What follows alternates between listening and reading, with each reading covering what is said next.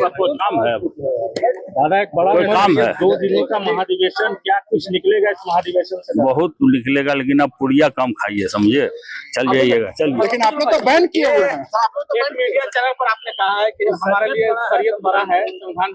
नहीं, हम क्या बोले हैं कि मेरे सीने में सामने कुरान है देखते और हाथ में संविधान है। आप बाबा साहब भीमराव अम्बेडकर का जो भी स्टेचू देखिएगा, उनके हाथ में संविधान है। लाठी औजार संविधान है हमारे लिए।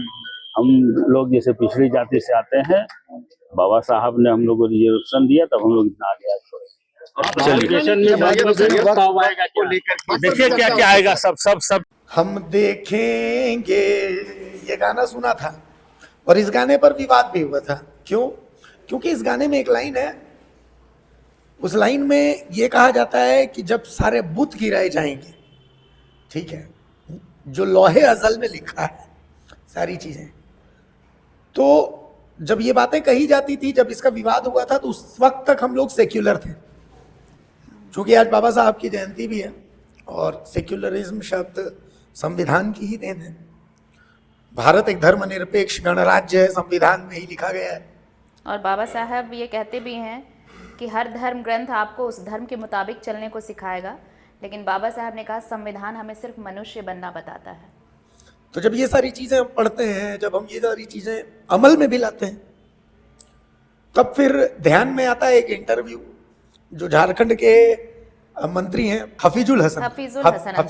तो हफीजुल हसन जो है, उनका इंटरव्यू जो है वो ध्यान में आता है, जिसमें वो कहते हैं कि हमारे दिल में शरिया और हाथ में संविधान रहता है। पहला नंबर पे शरिया और दूसरे नंबर पे संविधान। अब तक ये बातें, देखिए आरती, एक फैक्ट बता रहा हूं, इस बात को जानता तो हर कोई है, शायद मानता भी है, लेकिन फिर भी इस बात को बोलने से पीछे हट जाता है, जुबान पर नहीं आती। लेकिन हफीजुल हसन ने इस बात को मान ली, बोल दिया। कैसे देखें इस बयान को? सबसे पहली बात तो इस बयान के मायने, इस वक्त जो स्थितियां पूरे देश में चल रही हैं भारतीय, उससे भी आप समझिए कि वक्फ संशोधन अधिनियम को लेकर पूरे देश में देखिए 2 धड़ा बटा हुआ नजर आ रहा है। एक वो जो इस संशोधन अधिनियम के पक्ष में है, दूसरा वो जो इसका विरोध कर रहा है। और बंगाल की हालत सबको पता है, मुर्शिदाबाद के हालात कितने ख़राब हो गए। अब चूंकि स्थिति ये कही जा रही है कि कंट्रोल कर ली जाएगी क्योंकि सेना के हवाले कर दी गई है, लेकिन ऐसे वक्त जब ये कहते हैं कि नाजुक वक्त होता है, जब इस तरह का मसला हो, जब सांप्रदायिकता की बात सामने हो, लेकिन उस वक्त जब आप खुलकर ये कह रहे हैं कि हमारे दिल में क्या है और हाथ में क्या है, शरीयत वो दिल में रखते हैं और हाथ में संविधान की किताब। इसके साथ साथ उन्होंने अपने दोनों, या कहें कि उनके साथ जो गठबंधन के साझीदार हैं उनको, और साथ ही साथ विपक्ष को उन्होंने ये याद दिलाया है। आप उनकी पूरी बातचीत को अगर सुनेंगे तो ये भी समझ पाएंगे कि उन्होंने कहा है कि मुसलमान को किसी की ज़रूरत नहीं है। अगर उनका अपना शरीयत है, उनका अपना शरिया कानून है, तो उसके हिसाब से वो अपनी देखभाल करना जानते हैं। चाहे, और बीजेपी को तो खुलकर उन्होंने कह दिया है, उन्होंने ये कहा है कि आपको मुसलमान वोट देता नहीं, आपको पता है, तो फिर आप मुसलमान के इतने हिमायती कैसे बन रहे हैं? आपको उनके हिमायती बनने की ज़रूरत नहीं है, वो खुद अपनी शिक्षा देख लेंगे, अपना भला बुरा देख लेंगे, अपना बिजनेस कर लेंगे। ये खुलकर बातें कहना, ये इशारा विपक्ष के लिए तो बिल्कुल नहीं हो सकता भारतीय, मुझे ये लगता है, क्योंकि अगर वो ये खुलकर कह रहे हैं तो बीजेपी तो पहले से जानती है कि उनका वोटर्स कौन है, और वो जानती है कि मुस्लिम वोट उनके वोट बैंक का हिस्सा नहीं है। लेकिन क्या इसे इस तरह से लिया जा सकता है कि आपने हमें वोट किया तो हम चुनकर आपके लिए काम करेंगे, और आपने हमें वोट नहीं किया तो उस जो भी योजनाएं, जो भी काम उनके लिए किया जाएगा, उनको उस भीड़ से अलग कर दिया जाएगा? क्या ये संभव है जो बातें उन्होंने कही हैं? अब ये जो आपने बात कही है, देखिए राजनीति में ना इफ और बट वाला खेल नहीं होता, सब कुछ प्लान्ड होता है, एवरीथिंग इज प्लान्ड, और सब कुछ एक प्लान के तहत ही होता है।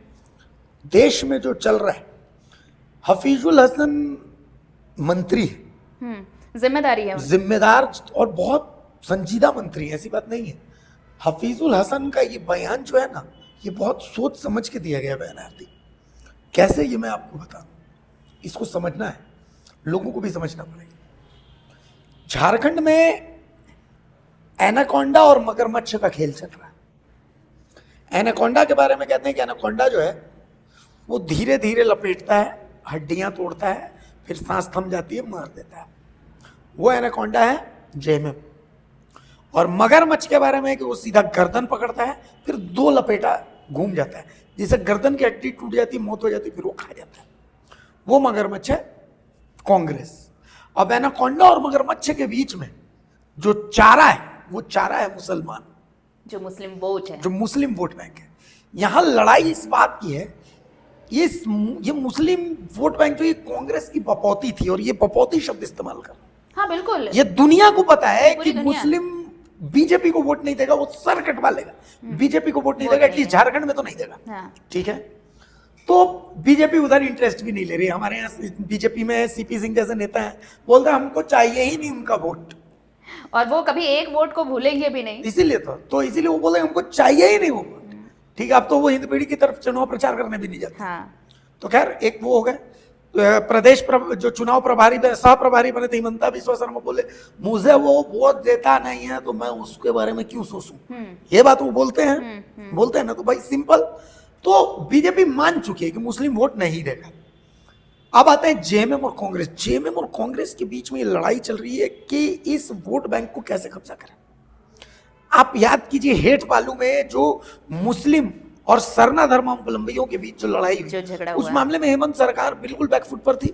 कोई एफआईआर हाँ, नहीं, कुछ कुछ नहीं, नहीं। कोई एक्शन नहीं, इनफैक्ट कोई पक्ष भी नहीं रखा गया, कुछ नहीं, JMM की तरफ बिल्कुल से। शांति। हाँ, किसी का कोई पक्ष भी सामने और नहीं आया। जेएमएम ने, आप याद कीजिए झारखंड विधानसभा में नमाज कक्ष जेएमएम को जबरदस्त माइलेज देकर के गया था।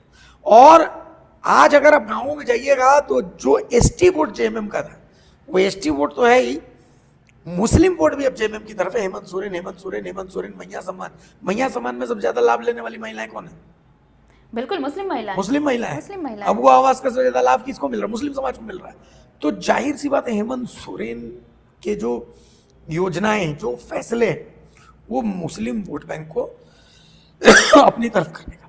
और हफीजुल हसन का ये बयान ओपनली कि शरियत हमारे दिल में है, शरीयत कानून जो है वो हमारे दिल में है और हाथ में संविधान है, पहला नंबर पर शरीयत है। ये साफ मैसेज है कि कोई हो नहीं हो, इस मुस्लिम समाज के साथ जेएमएम खड़ा है। और ये साफ इंडिकेशन है सत्ता की साझेदार कांग्रेस को कि आप इतने दिनों तक हिमायती बने रहे हैं। लेकिन आप ये भी देखिए कि जैसे ही कांग्रेस पिछले 2 चुनाव में आप देखें कांग्रेस का जो प्रदर्शन रहा चुनाव में, चाहे वो लोकसभा चुनाव की बात कर लें या फिर विधानसभा चुनाव की बात कर लें, भारतीय जिस तरह से प्रदर्शन आया, तो एक तरह से आप कहें कि मोह भंग हुआ है। ये जो वोट बैंक है, मुस्लिम वोट बैंक है, कहीं ना कहीं कांग्रेस से मोह भंग हुआ है और वो वोट बैंक खिसका है।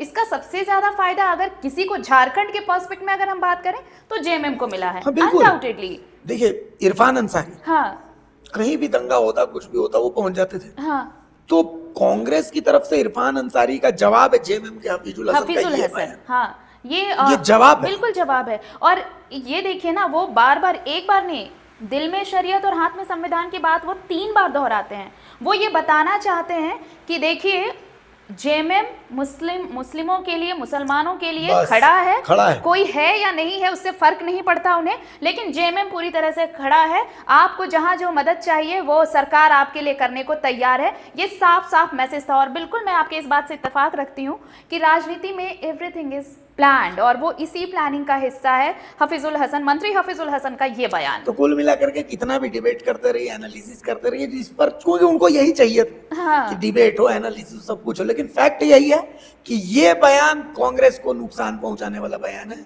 और इसकी मार्केटिंग बीजेपी करेगी। ये भी मैं आपको बता दूं। हाँ, यही कहते हैं ना, घर फूटे गवार लूटे। अगर यहाँ झगड़ा हो रहा है तो इसका फायदा अगर आप इनडायरेक्टली देखेंगे तो किसे मिलने वाला है? बीजेपी को मिलने वाला है। लेकिन ये भी तय है कि जेएमएम अब पूरी तरह से फॉर्म में आ चुका है और फ्रंट फुट पर खेलने को तैयार है, कांग्रेस के साथ भी, कांग्रेस के बिना भी। मतलब आगे क्या है कि जेएमएम देख रहा है कि वो अकेले सरकार भविष्य कहाँ है। हाँ, ठीक है, कांग्रेस में वो अपना भविष्य देख नहीं रहा है और वो सक्षम है, उसे लग केंद्र रहा है। में भी हाँ, कांग्रेस का वो भविष्य देख नहीं रहा है। और जेएमएम इतना कॉन्फिडेंट है, अब उसे ये लग रहा है कि आने वाले दिनों में वो खुद से अपनी सरकार बनाने में सक्षम होगा। उसे जरूरत नहीं पड़ेगी किसी के मदद की, किसी बैसाखी की। तो इसलिए मुझे लगता है कि ये जो पूरी प्लानिंग की जा रही बस उसी के है, तहत रह है। गुजर अगर इस तरह के बयान मंत्रियों के, जेएमएम कोटे के मंत्रियों के अगर सामने आ रहे हैं, तो वो सिर्फ इन्हीं प्लानिंग के प्लानिंग्स का हिस्सा कहा जा सकता बिल्कुल, है। क्योंकि देखिए ना, आप देखिए कांग्रेस भी जेएमएम को किस मुद्दे पर घेरने की कोशिश कर, गीताश्री उरांव अगुवाई कर रही है सिरम टोली फ्लाईओवर हाँ, को लेकर, सरना वाले मुद्दे सरना पे, वोट बैंक, हाँ, है ना। हाँ। और उस वो जो लड़ाई थी, इस लड़ाई से टूट कहाँ हुई? टूट हुई सरना और क्रिश्चियन वोट और में। जेएमएम को नुकसान, हाँ, चमरा लिंडा को हाँ, नुकसान, हाँ। जेएमएम को नुकसान, हेमंत सोरेन को नुकसान। तो ये अगर है कांग्रेस के पार्टी स्टैंड, पार्टी लाइन के से अलग जा रही है गीताश्री उरांव, तो कांग्रेस निलंबित क्यों नहीं करती? और मतलब इसका खंडन भी किया जाना चाहिए था। और सबसे इंटरेस्टिंग चीज आप देखिए कि जिस दिन रांची बंद बुलाया जाता है, उस दिन बंधु तिर की इफ्तार पार्टी इफ्तार करते हैं। पार्टी देते हैं, ये दिखाते हैं कि भाई मैं हूं तुम्हारे साथ। दो धड़ा बटा हुआ है इसमें ना? भी। अच्छा, ये इसको ऐसे कह सकते हैं क्या कि ये दोनों पार्टियां हैं तो सत्ता में साझेदार, लेकिन ये दोनों अपने अपने वोट बैंक के अलावा एक दूसरे के वोट बैंक में सेंधमारी की कोशिश कर रही हैं। जेएमएम मुस्लिम वोट सेंधमारी की कोशिश में लगी है और कांग्रेस सरना जो आदिवासी वोट बैंक है उसमें सेंधमारी की कोशिश में एकदम लगी सही है। बात है ये, एकदम सही बात है ये। और यहाँ बताया तो क्या एनाकोंडा और मगरमच्छ की लड़ाई चल बिल्कुल, रही है। हाँ। अब देखना है कि इस लड़ाई को जीतेगा कौन, चूंकि इस लड़ाई का हार जीत का जो निर्णय है वो अब 4 साल बाद। 5 साल बाद होना हाँ। है ना। तो अभी तो सरकार तो 5 साल चलेगी और ऐसे ही चलेगी, उसमें कोई दिक्कत नहीं है, लेकिन कौन किसके साथ है, कौन किसके विरोध में है, ये लोगों को समझना पड़ेगा। कौन मरोड़ कर अपना शिकार बनाता है या फिर कौन गर्दन direct- तोड़कर। हाँ, गर्दन तोड़कर अपना शिकार बनाता है। करता है। इसके लिए हमें 5 साल इंतजार करना इंतजार पड़ेगा। कीजिए, और बाकी ठीक है, जो चल रहा है जैसे चल रहा है वैसे ही चलेगा, जोहार रहेगा सभी को। अगर खबर पसंद आए तो आप QR स्कैन कर दें हमारा साथ। आपका एक छोटा आर्थिक सहयोग है हमारा बड़ा हौसला। द भारत मित्र, बुलंद भारत की बुलंद तस्वीर।